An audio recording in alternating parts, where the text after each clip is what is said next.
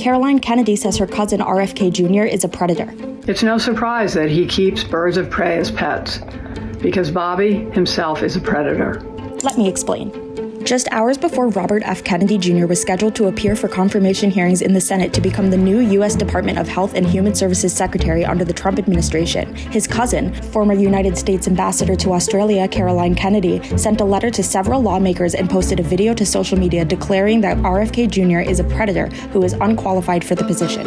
Caroline Kennedy stated that RFK Jr., who would oversee the FDA, NIH, CDC, and Centers for Medicaid and Medicare Services as Department of Health and Human Services Secretary, has a willingness to take risks and break rules, and led his brothers down a path of drug addiction. His basement, his garage, his dorm room were always the center of the action, where drugs were available, and he enjoyed showing off how he put baby chickens and mice in a blender to feed to his hawks. It was often a perverse scene of despair and violence. The former ambassador warned that RFK Jr. is now addicted to attention and power. She made powerful statements about RFK's views on vaccination, claiming that he is a hypocrite. Of parents of sick children, vaccinating his own kids, while building a following hypocritically discouraging other parents from vaccinating theirs.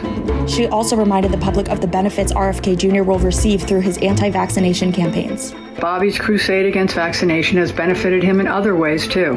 His ethics report makes clear that he will keep his financial stake in a lawsuit against an HPV vaccine. In other words, Bobby is willing to profit and enrich himself by denying access to a vaccine that can prevent almost all forms of cervical cancer. RFK Jr. has not yet publicly responded to these claims. He is set to face his first Senate confirmation hearing on Wednesday, January 29th. Do you think RFK Jr. should be the next U.S. Department of Health and Human Services Secretary? Let us know in the comments. Unlike Bobby, I try not to speak for my father, but I am certain that he and my Uncle Bobby, who gave their lives in public service to our country, and my Uncle Teddy, who devoted his long Senate career to the cause of improving health care, would be disgusted